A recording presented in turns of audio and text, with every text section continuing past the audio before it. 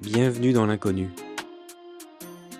Le premier podcast où l'identité de l'invité est inconnue. C'est le podcast qui décolle les étiquettes sociales et ne se pose pas la question de ce que tu fais et se focalise sur qui tu es. Je vous invite à découvrir avec moi l'histoire d'un inconnu, un héros, une héroïne du quotidien, source d'inspiration. Je suis très content d'être avec toi Pareil. ce matin pour partir dans l'inconnu. Merci de ton temps, sachant que ça fait quelques années, sans trop en dévoiler, qu'on se croise. Oui. Sans se connaître. Et qu'il y a eu, voilà. Il y a eu une accélération. Il y a eu une accélération. On va garder ton identité et ton métier secret durant notre échange pour redonner du sens et mettre le qui es-tu avant le que fais-tu.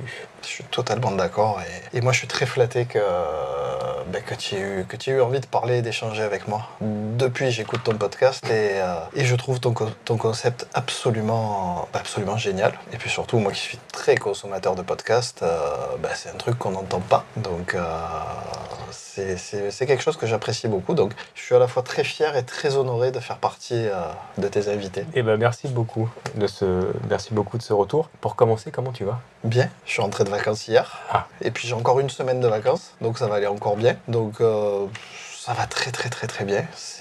Alors aujourd'hui il fait un temps de rentrée, donc cette pluie après être parti un petit peu au soleil, et je suis frais. Et puis quand on avait décidé de la date, j'ai la tête qui est absolument fraîche, je suis prêt à repartir dans ce que je fais habituellement. Et quoi de mieux que de démarrer par une petite discussion comme ça, tranquillement.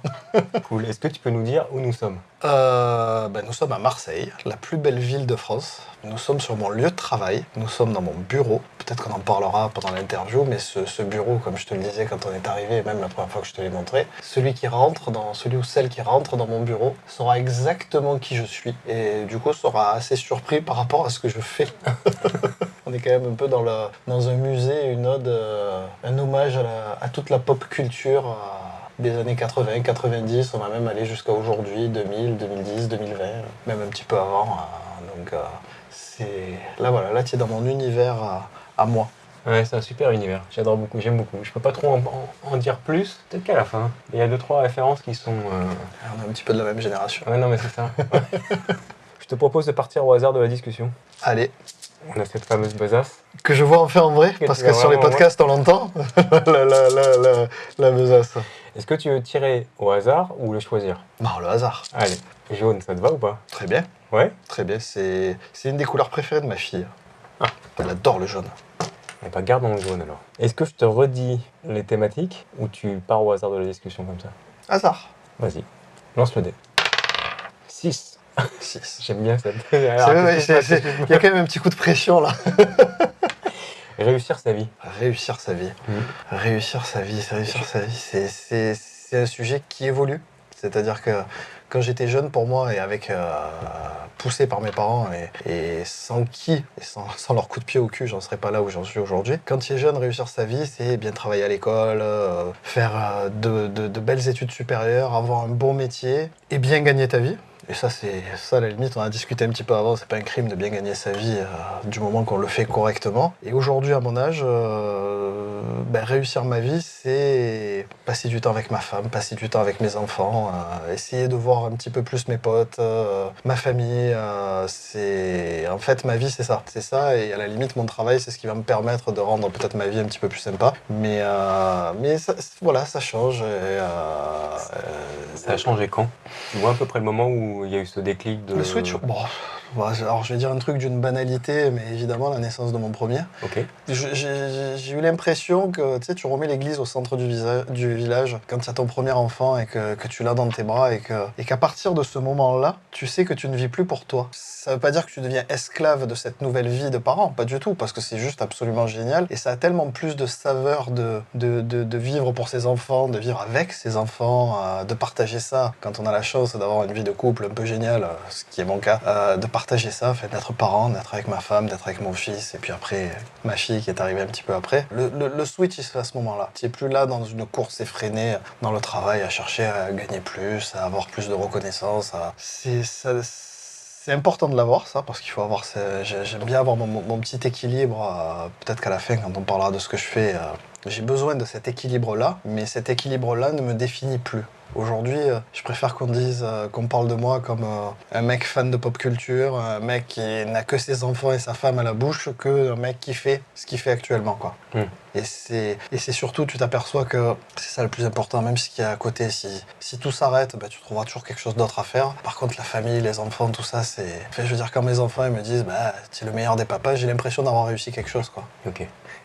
Il y a un équilibre particulier, justement, entre ces différents piliers? J'essaye de le trouver, cet équilibre, surtout avec mes enfants qui me disent souvent « Papa, tu pars trop ou tu travailles trop ». Donc, on essaye de quand même vachement rééquilibrer en faveur de ma famille ces dernières années. Bon, l'équilibre, après, il se fait tout seul, quoi. L'équilibre, je pense qu'après, quel que soit ton job, quel que soit ce que tu fais à côté, si déjà ce que tu aimes ce que tu fais, tu es épanoui dans ce que tu fais, ça se ressent à la maison. Que si tu es frustré, ça se ressentira aussi à la maison. Donc l'équilibre se fait tout seul, même si de temps en temps, faut pas se laisser bouffer par le quotidien. Mais j'ai envie de dire ni d'un côté ni de l'autre. Est-ce que tu as eu des personnes qui t'ont inspiré la première dans cette quête? Des personnes qui m'ont inspiré dans cette quête? Qui t'inspirent encore? J'ai envie de dire mes parents. C'est mes parents. Je peux dire mon âge? Ah oui, bien sûr. Ça fait 45 balais que mes parents sont toujours ensemble, j'ai cette chance-là. Ça fait 45 ans que je les entends se crier dessus, mais c'est toujours très drôle, ça fait rire tout le monde. Et c'est cet équilibre-là, en fait, inconsciemment ou consciemment, j'ai reproduit, c'est-à-dire parents mariés, 2 enfants, un chien, moi j'en ai 2. Plus, on va dire, ce que fait mon père, ça a toujours été un modèle pour moi au niveau de son boulot, au niveau de ce qu'il fait. Mais sauf que lui, il a un équilibre vie perso, vie pro, alors qu'il est absolument passionné par ce qu'il fait. Il arrive bien à équilibrer avec son côté perso et toutes les passions qu'il a à côté. Donc c'est vrai que c'est ma perso aujourd'hui, il a 70 balais, il travaille encore. Il est bien équilibré entre sa vie pro et sa vie perso, donc... ouais, c'est une source d'inspiration. Je m'aperçois aujourd'hui que ça en est une, mais pendant des années, ça a été inconscient. Donc j'ai essayé, je pense inconsciemment, de reproduire le schéma dans lequel j'ai grandi et dans lequel j'ai été très heureux depuis que je suis né, quoi. On se tire le dé, on part sur une deuxième thématique. Allez. 4. C'est drôle. La famille. Qu'est-ce qu'on peut dire de plus sur la famille? Est-ce qu'il y a des valeurs familiales qui sont importantes pour toi? L'amour, le respect, la compréhension, c'est des trucs qui sont hyper importants. Moi, je veux, la famille, c'est tellement large. Je peux aussi te parler de ma sœur, une des femmes de ma vie. C'est très important pour moi, la famille. Très très important que tout le monde aille bien, que tout le monde s'aime, que tout le monde se parle, ça n'empêche pas de se charcler de temps en temps. Et j'essaye de faire grandir, d'éduquer mes enfants comme ça, c'est dans le respect, dans le savoir se dire les choses, de ne pas avoir peur de se dire les choses, pas avoir peur de gueuler, pas avoir peur de se dire qu'on s'aime. Il n'y a rien de plus important. C'est facile ça ou pas? Ou c'est un peu le bordel? C'est le bordel. Déjà moi je suis un gros bordélique tout court. Ce qui est très très dur par rapport à ma vie professionnelle qui nécessite d'être plutôt carré et organisé. Mais je suis plutôt pas mal rangé ici. Ouais, mais bon, il y a quand même, même si c'est pas si mal rangé, on voit quand même qu'il y a une accumulation de choses, quoi. C'est pas très aéré, quoi. Il y en a partout. Il y en a partout. Ah mais c'est esthétique. C'est pas le... Enfin, toi? Ouais, je crois que chaque objet a trouvé sa place un peu tout seul. Tu mets les grosses pièces au départ et puis les petites pièces à la fin. Un bon Tetris, quoi. Ouais, c'est ça. C'est ça. Et puis après, il faut plus que ça touche. Après, il faut faire la poussière après. Ça, c'est une autre histoire. Donc, non, c'est pas toujours facile. C'est pas toujours facile, mais c'est ça qui est bien. Si c'était facile, ça aurait pas de saveur. C'est un peu comme les vacances. Hier, on a passé la journée entre les avions. On n'est pas parti si loin que ça. Mais par contre, je me suis mal démerdé. Il a fallu 2 avions pour rentrer à Marseille. C'est con pour aller à Marignane, mais bon. C'est clair. Et mon fils qui me dit « Ah, mais c'était trop bien !» Alors en plus, ils reprennent l'école la semaine prochaine. C'est presque qu'ils t'expliquent qu'ils n'étaient pas prêts après 2 mois de vacances. Ils sont pas prêts, ils se voudraient bien un mois de plus. Et je lui disais « Mais tu sais, si on était en vacances tout le temps, tu aurais peut-être pas ces étoiles dans les yeux. Tu serais pas aussi content d'avoir passé ces 8 jours qu'on a passés là. Si on était tout le temps en vacances, après, ça serait normal. Donc il faut garder ce petit côté exceptionnel, quoi. Donc il faut trouver cet équilibre entre les deux. Et on a la chance. Mes enfants, je leur dis, on les comprennent pas quand je leur dis, mais ils ont beaucoup voyagé. Ils ont déjà beaucoup voyagé alors qu'ils sont tout petits. Et donc, j'essaye, ça c'est un truc que j'essaye de leur dire. Avec ma femme, on se bagarre pour leur faire prendre conscience que c'est pas normal. On a de la chance de pouvoir faire ça. On a de la chance. Moi, j'ai de la chance de pouvoir me lever tous les matins. J'ai de la chance de pouvoir aller bosser, de gagner très correctement ma vie et de pouvoir, justement, emmener mes enfants en vacances dans des endroits plutôt cool, quoi. Sans que ça soit non plus, on n'est pas parti en Australie non plus, hein, mais trouver des trucs qui font que ils t'en parlent encore pendant des semaines, et puis on a la chance aujourd'hui, en 2025, avec les smartphones, les ordinateurs, les petites caméras, tout ce qu'on peut faire, d'avoir ces souvenirs-là, et puis de les avoir sur le téléphone, et puis les enfants te dire, on peut regarder la vidéo qu'on a fait l'année dernière, et puis tu te rappelles quand on est allé à tel ou tel endroit. Je veux dire, on est à peu près de la même génération, toi et moi. Je suis pas sûr que tu aies des vidéos de tes vacances quand tu étais tout petit, quoi. Non. Mais par contre, de notre côté, c'est gravé dans la tête. Donc, on va retirer une dernière fois le dé. ce dé jaune, le dé de la famille. 2. Ah ben voilà. Le travail. On y arrive. La boucle est bouclée. Voilà. Réussir sa vie, la famille, le travail. Quel est le meilleur conseil professionnel que tu as reçu? J'en ai reçu plein des conseils, des bons comme des moins bons. Allez, un bon et un moins bon. Le meilleur conseil qu'on m'a toujours donné et que je vais donner aux jeunes qui envisagent ou qui vont faire le même métier que moi, c'est quand tu fais un truc, fais-le à fond, fais-le bien. Quoi que tu aies à faire, même si c'est quelque chose de simple ou de compliqué, fais-le bien. Et quand tu es jeune, ça va te prendre du temps pour le faire bien. Quand tu auras quelques années d'expérience, ça te prendra moins de temps pour le faire, mais fais-le toujours bien. Ça, tu peux aussi l'appliquer à la vie perso. Mais oui. Et complètement, je dis pareil à mes enfants, quand tu fais un truc, alors mes enfants, si mon grand, ma petite, si mon grand, qu'est-ce qu'il te répète toujours papa quand tu reçois un truc? Fais des trucs bien, lis la notice. Ça c'est une de mes phrases choc, lis les notices. Fais les choses bien, et si tu t'appliques, et je m'en aperçois tous les jours, si tu fais les choses bien, tu auras de la réussite dans ce que tu entreprends, mais de la réussite, c'est pas que de l'argent, hein, tu auras un épanouissement, tu auras une satisfaction, et, parce que c'est pas un crime de gagner de l'argent, tu recevras le fruit de ton travail et tu en seras fier. Et à l'inverse, mauvais conseil, c'est fais tout pour gagner plus. C'est-à-dire mets l'argent en premier pour gagner le plus d'argent possible, et puis peu importe la manière. Et ça, c'est quelque chose... Qui se retourne. Oui, qui se retourne contre toi au bout d'un certain temps. C'est pas quelque chose de vertueux. Donc par contre, si tu t'appliques, si tu as des valeurs, si tu respectes aussi les gens avec lesquels tu travailles, les gens pour qui tu travailles, ça peut pas mal se passer, quoi. Donc c'est en fait toujours tout faire à fond. Donc tant qu'à faire, fais quelque chose qui te plaît. J'ai une citation du coup qui me vient: fais ou ne fais pas, il n'y a pas d'essai. Amen. Ça te parle ou pas? Oui. Ah. Tous les geeks fans de Star Wars, je leur passe le bonjour. On passe au texte à trous. Je commence les phrases, tu les termines. Allez. Le plus grand défi que j'ai surmonté dans ma vie est... Ah ouais, tu commences fort là. Ah ouais. C'est avant de compléter la phrase, et puis ça va me permettre d'essayer de faire mijoter pour essayer de dire un truc pas trop stupide. Souvent, on entend dans les podcasts, dans les vidéos, des trucs comme ça, des gens qui ont des histoires extraordinaires. Et moi, j'ai la sensation de jamais avoir eu d'histoire extraordinaire. J'ai eu une enfance heureuse, j'ai manqué de rien, j'ai un boulot sympa, j'ai une famille géniale, donc j'ai jamais eu la sensation d'avoir un défi à surmonter en particulier. Je sais pas si le fait de devenir père et de devenir parent, est-ce que ce défi-là, il n'a pas été difficile à surmonter, mais un défi à surmonter, c'est de dire, bon, mais ça y est, tu penses plus qu'à ta gueule, tu penses maintenant à ce que tu es en train de construire. Mais j'ai pas la sensation d'avoir eu de très très gros défis dans ma vie à remonter. J'ai un parcours qui est plutôt linéaire, et tant mieux. Donc finalement le défi à surmonter, c'est de faire en sorte que ça continue à bien se passer. Parce que moi je pars du principe qu'on a tous des parcours de vie extraordinaires, aussi bien dans les hauts, dans les bas, et même si j'écoute ce que tu me dis, c'est que tu sembles pas avoir eu de défi, tu as forcément eu des défis. Les examens... Oui. Mais ce qui est intéressant, c'est que tu vois pas ça comme des défis. Oui, mais alors, par exemple, les examens. On va revenir sur mes enfants, mais les examens, si tu veux les valider, il faut bosser. Ça tombe pas du ciel, quoi. Et je me suis toujours bagarré contre cette idée de... Alors bien sûr qu'il y a des gens qui ont plus de facilité que d'autres dans tel ou tel domaine ou quoi que ce soit, mais je suis persuadé que même si on n'a pas un talent égal dans un domaine particulier, il y a quelqu'un qui aura plus de facilité à passer un examen. J'avais un copain à la fac, il bossait jamais, il avait des résultats de fou. Moi, je ramais. Je bossais, j'avais les mêmes résultats que lui. L'effort est peut-être pas le même, mais je pense que En fait, je suis persuadé que n'importe qui peut faire n'importe quoi, du moment qu'il s'en donne les moyens. Donc, est-ce que c'est un défi de dire, je vais essayer de faire tel ou tel truc pour lequel je suis peut-être pas forcément programmé? C'est donner un exemple. Là où on est parti en vacances, tous les soirs, il y avait des spectacles. Et ces spectacles musicaux étaient extraordinaires. Il y avait des chanteurs, des danseurs, et je chante super mal.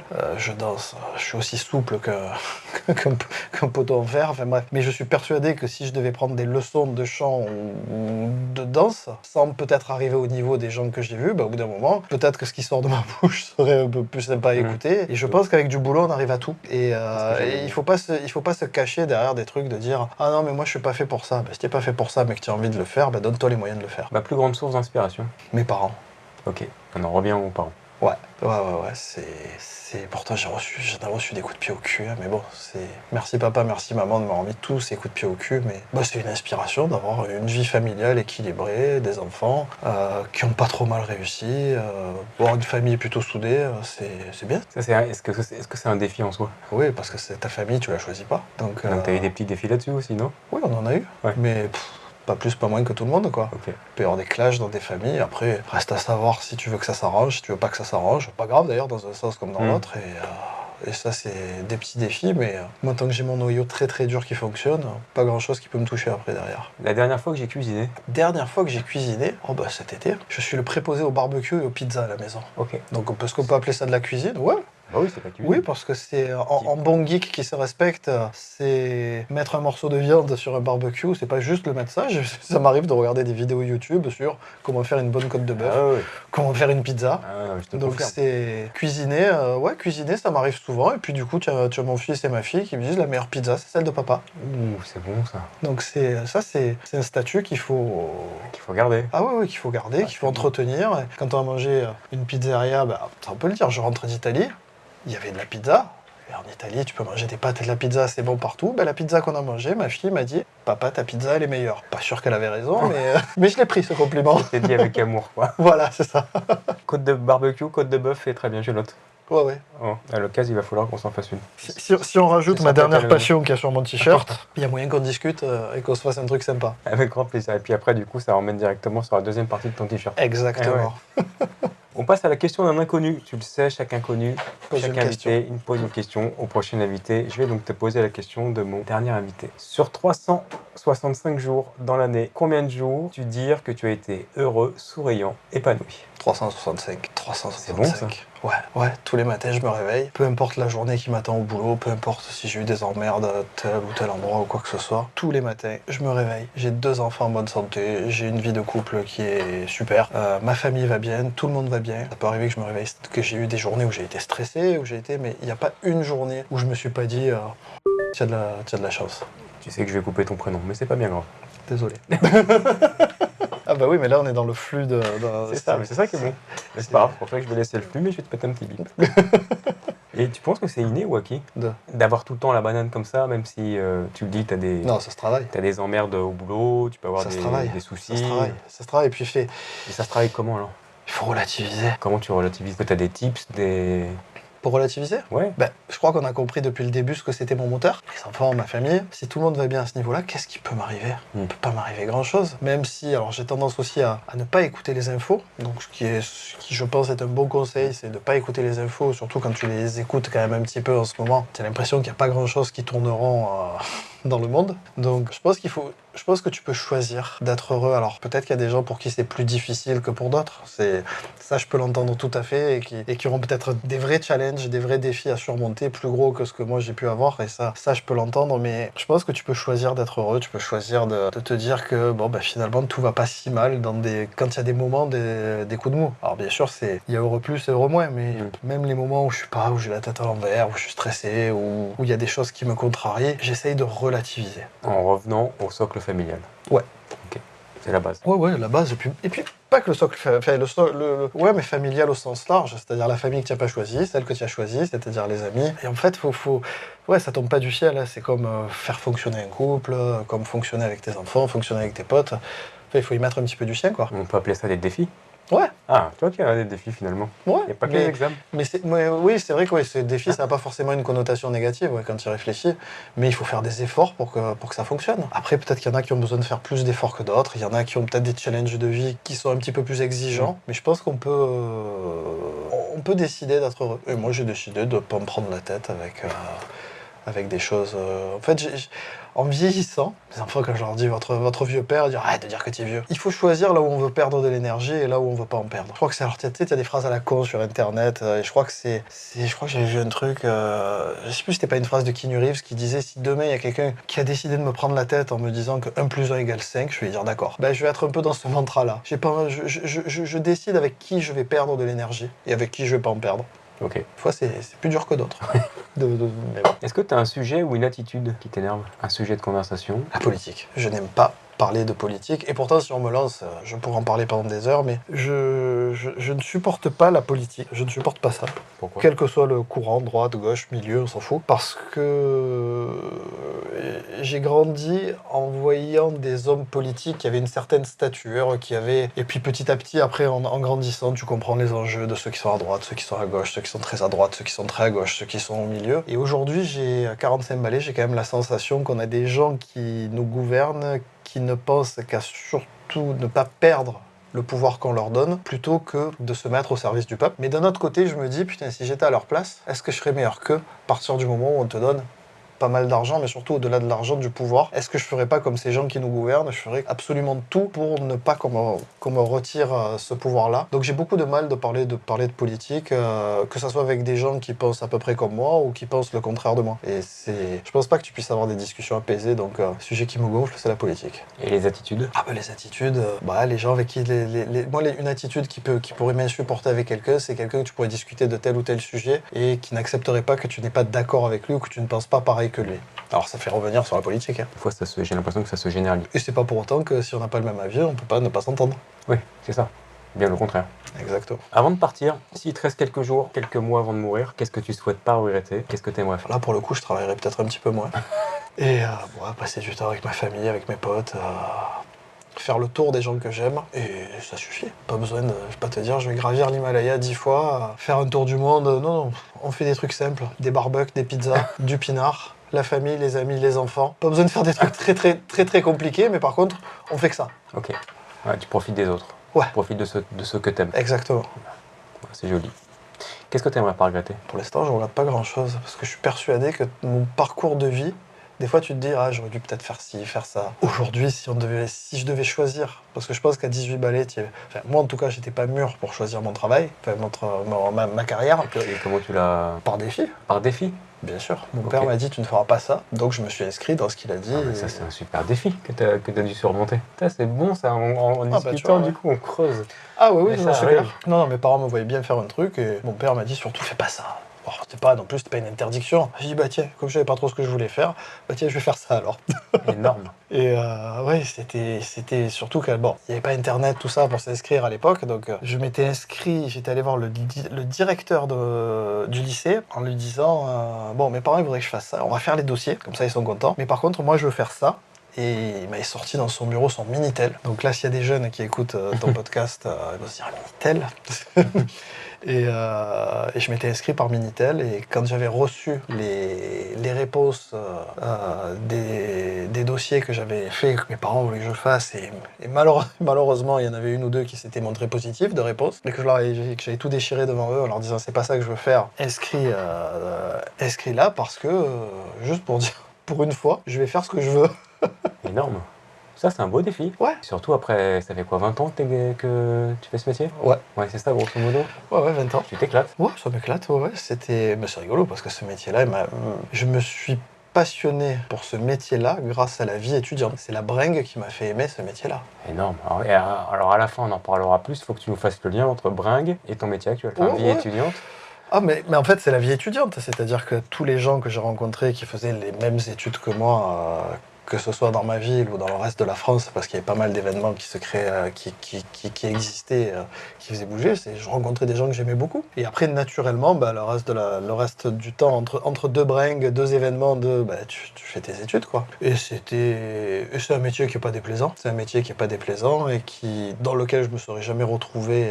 Parce qu'après, alors on en parlera à la fin, mais c'était m'inscrire sur le même métier que mon père pour après un petit peu bifurquer parce que j'étais persuadé que je serais jamais aussi bon que lui. Je l'ai aimé comme ça, mon métier, mais je l'aime toujours comme ça. Ok, j'ai hâte de connaître le métier de ton père et que tu dévoiles le... Sans problème. Partage de vie. Tu vas retirer le dé. Je te donne les règles avant. Si tu fais un chiffre pair, ce serait de nous partager le conseil que tu aurais aimé recevoir plus tôt. Si tu fais un chiffre impair, ce serait de nous partager un des moments les plus douloureux que tu as traversés, mais surtout de nous dire quelles ressources tu as mis en place pour pouvoir le dépasser. 6. Pair. Pair. Donc c'était quoi, pair? C'est pour ça que... Quel conseil j'aurais aimé comme... Ouais, parfait. Quel conseil? De conseils? Ouais. C'est un truc que je dis souvent à mon fils parce que j'ai eu du mal à me l'appliquer à moi-même. C'est c'est arrête de faire des trucs en fonction du regard des autres. Fais un peu ce que tu veux, éclate-toi dans ce que tu fais. Parce que j'ai longtemps fonctionné, et dans ma carrière, pas spécialement au niveau perso, quoique, fais des choses en fonction du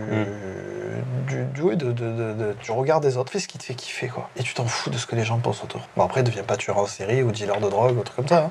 Mais fais ce que tu veux. Fais ce que tu veux. Fais ce que tu veux et fais-le à fond, par contre. On en revient au... Ouais, quand tu fais un truc, tu mets pas le frein à main. Fais ce que tu veux, mais fais-le à fond. Ça va être à ton tour de poser une question au prochain invité. Quelle question t'aurais envie de lui poser? Bah ça, tu vois, c'est un truc que j'aurais dû bosser un petit peu avant, quoi. Hein. Parce qu'en plus, à chaque fois, quand j'écoute ton podcast, alors j'écoute des podcasts quand je vais courir, et quand j'ai écouté certains épisodes, sachant qu'on allait se voir, je me dis, qu'est-ce que je pourrais poser comme question au prochain invité? Une question que ça va être tordu, c'est quand on va dévoiler mon métier, peut-être qu'on pourra dire certaines choses. Est-ce que ton prochain invité, il pense qu'on peut faire carrière dans un métier qui n'est pas un métier passion? Est-ce qu'on peut faire quelque chose sans être passionné? Est-ce qu'on peut faire quelque chose sans être passionné? On va prendre le métier parce que c'est quand on va en parler après. Mon père est absolument passionné par son métier, encore aujourd'hui. Et moi, j'ai répété plusieurs fois que j'adorais mon métier. J'adore ce que je fais. Je pense que mon père, du haut de ses 72, le jour où il arrêtera, c'est qu'il sera plus là. Moi, même si j'adore ce que je fais, j'aurai aucun mal à arrêter. Ok. Est-ce que la question tournée comme ça te va? Est-ce que tu penses pouvoir faire un métier sans passion? Ça me va. C'est bien tourné? Oui. Ok. Ce genre de questions à laquelle on peut répondre que oui, des fois quand même, il faut pouvoir bouffer quand même. Ouais. Et donc on peut... Toi, est-ce que c'est une chance ou un choix de pouvoir faire un métier passion? Ah bah oui, Chance oui, ou choix? Métier passion, il y a quand même des trucs qui sont quand même difficiles à... Il y a des métiers qui sont plus difficilement accessibles que d'autres. Quand j'étais petit, ça m'aurait passionné d'être professionnel de foot. Beaucoup d'appelés, peu d'élus. Donc après, que c'est valable pour beaucoup de métiers, il faut se démerder de faire en sorte de rendre passionnant son métier. Et moi, j'ai réussi à le rendre plutôt génial, mon métier. Même si je n'ai pas la même passion que certains peuvent avoir pour leur métier. Mais encore une fois, je veux pas que ça soit mal interprété, j'adore ce que je fais. Ouais, et ça se sent. Oui. En tout cas. Enfin, j'espère. Ah, si. On passe au titre de l'épisode. Quel titre souhaites-tu pour notre épisode? Faites tout à fond. Je crois que je l'ai répété suffisamment de fois. Faites tout à fond. Éduquez vos enfants à fond, aimez vos enfants à fond, aimez votre conjoint à fond, travaillez à fond. Ayez des hobbies et faites-les à fond. Faites pas les trucs à moitié, quoi. Faites tout à fond. Ouais. Point d'exclamation? Ouais. Ok. On passe à la dernière question. Et la dernière question de notre épisode est de répondre à la plus grande inconnue de celui-ci. Tadam. Tadam. Qui es-tu? Je m'appelle Grégory, mais tout le monde m'appelle Greg. J'ai 45 ans. Je suis chirurgien dentiste et conférencier. Et c'est le et conférencier qui rend mon métier absolument génial. Parce que j'ai la chance de pouvoir enseigner et la chance qu'on puisse m'appeler, comme toi tu m'as appelé pour faire ce podcast, l'honneur qu'on puisse m'appeler pour aller enseigner des trucs qui me plaisent, ce qui m'oblige, puisque je dois enseigner, à être à fond dans les travaux que je vais pouvoir faire à mes patients. Je sais pas si on peut être dentiste par vocation. Alors, venons sur mon père qui est médecin, où là, je pense que c'est une des vocations qui est très noble, et donc je m'étais inscrit en médecine pour faire chier mon père, parce que mon père, il voyait là, parce qu'il y a des études compliquées, longues, et il s'imaginait faire d'autres choses. Et donc du coup, il s'imaginait quoi? Tu t'es inscrit maths P, faire une école de commerce ou faire une école d'ingénieur, des petites choses comme ça. Malheureusement, j'avais été pris à Stanislas à Paris, et je me rappelle encore leur regard médusé devant la lettre que je leur montre. Nous avons l'honneur de vous dire que nous vous acceptons dans notre école sous réserve que vous ayez le bac, et que j'avais déchiré cette feuille devant eux en disant je me suis inscrit en médecine. Et puis après, au moment de choisir entre médecine et dentaire, bon, je pense qu'on a compris que j'avais quand même pas mal d'admiration pour mes parents et pour mon père. Je me suis dit on va peut-être pas aller jouer sur le même terrain de jeu que lui. Et pour moi, la dentisterie, j'ai pas de dentiste dans ma famille, c'était pas... Et les bringues à la fac dentaires sont absolument extraordinaires. Et puis c'est un métier qui allie, tu réfléchis quand même un petit peu, faire du diagnostic, réfléchir à ce que veulent les patients et ce dont ont besoin les patients pour améliorer leur santé. Et puis il y a le petit côté manuel, ça j'aime bien, comme on peut en témoigner de tous les petits Legos qu'il y a dans mon bureau. Petit, c'est les belles pièces. Ouais. Hein. Donc envoyer les mains et réfléchir, c'est plutôt pas mal. Et puis le côté conférencier qui me permet de bouger, c'est le cul sur une chaise toute la journée, parce que c'est ça mon métier. Quoique t'es plutôt pas mal, tu bouges pas mal. Hein. Je bouge pas mal. Mais j'ai vachement réduit, c'est-à-dire que j'avais une carrière internationale que j'ai réduit et que j'ai même stoppé aujourd'hui à la demande de mes enfants. Le papa, tu pars trop. Mais que je conserve quand même parce que ça fait partie de mon équilibre. Donc c'est vrai que je fais en sorte de plus découcher plus de 2 nuits. C'est même compliqué pour moi parce qu'il me manque. Il y a 2 ans, j'ai eu la chance parce qu'après il y a des trucs exceptionnels auxquels, quand on t'appelle pour aller donner des cours au Vietnam, tu fais pas le difficile en disant oh je sais pas. Non, tu y vas. Tu y vas, et sauf qu'une semaine sans mes enfants, sans ma femme, ça a été chaud quoi. Puis en plus avec le décalage horaire, il fallait vraiment sniper le FaceTime quoi, pour pas les louper. Donc j'ai réussi à me créer ce petit équilibre et plus donc ce qu'on disait de faire ce qu'on veut, c'est-à-dire que ce que tu fais là, j'adore ça. Et je sais qu'avec un copain, on a des petits projets centrés sur le dentaire, mais peut-être pas que sur le dentaire, sur peut-être d'autres métiers qui pourraient apporter sur le dentaire. Donc et bien sûr, bon j'ai la chance de pouvoir bien en vivre, donc on va pas se mentir. Hein. Donc c'est pour ça que c'est bien aussi le concept de ton podcast, parce que peut-être que si tu dis d'entrée de jeu, j'interviewe un médecin, un dentiste, si ça, tu colles une étiquette sur quelqu'un. J'ai déjà mal aux dents. Mais j'espère pas que tu as mal aux dents normalement. Ça veut dire que j'ai loupé quelque chose. Hein. Est-ce que tu veux rajouter quelque chose, Greg ? C'était super agréable. Je te cache pas que j'avais un petit stress au départ. En plus, quand je t'ai vu sortir tes fiches en arrivant, mais très content, très honoré de faire partie de tes invités, parce que je suis sûr que ce podcast, il commence déjà à exploser, mais je pense qu'il va tout casser parce que le concept est incroyable.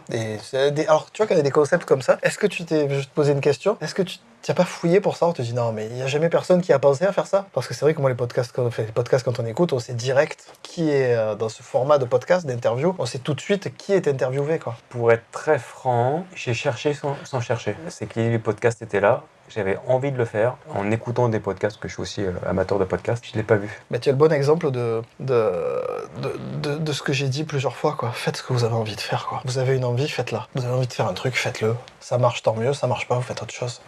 La Terre s'arrêtera pas de tourner tout de suite, quoi. Et je trouve ça génial. Donc je te remercie encore de m'avoir invité. Puis ça a été l'occasion de mieux te connaître.